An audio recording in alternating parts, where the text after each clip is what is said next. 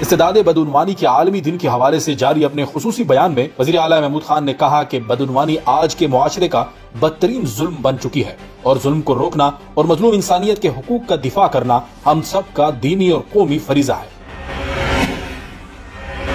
وزیر اعلیٰ خیبر پختونخوا محمود خان نے جنوبی اضلاع کا دورہ کیا، اربوں روپے مالیت کے متعدد منصوبوں کا سنگ بنیاد اور افتتاح کیا۔ وزیر اعلیٰ نے کہا کہ Khyber Pakhtunkhwa cities improvement project 1 کھرب روپے سے زائد مالیت کا منصوبہ ہے۔ پہلے مرحلے میں ڈویژنل ہیڈ کوارٹرز کی ترقی شامل ہے۔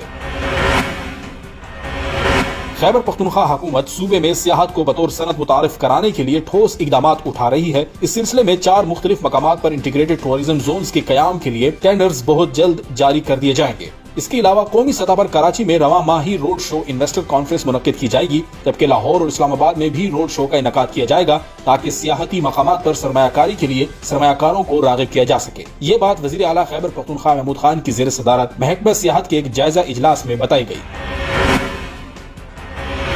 وزیر اعلیٰ خیبر پختونخوا محمود خان نے ڈنگرام ہاؤسنگ اسکیم میں میڈیا کالونی کے پروویژنل الاٹمنٹ لیٹرز ضلع سوات کے صحافیوں کو حوالے کر دیے۔ وزیر اعلیٰ خیبر پختونخوا محمود خان نے Khyber Pakhtunkhwa cities improvement project کو عوامی فلاح کا ایک بہترین منصوبہ قرار دیتے ہوئے متعلقہ حکام کو منصوبے کے تحت مختلف پیکیجز پر مقررہ ٹائم لائن کے مطابق عملی پیش رفت یقینی بنانے کی ہدایت کی ہے اور کہا ہے کہ یہ منصوبہ ڈویژنل ہیڈ کوارٹرز میں عوام کو بہترین شہری خدمات اور تفریحی سہولیات کی فراہمی کے سلسلے میں اہم سنگ میل ثابت ہوگا۔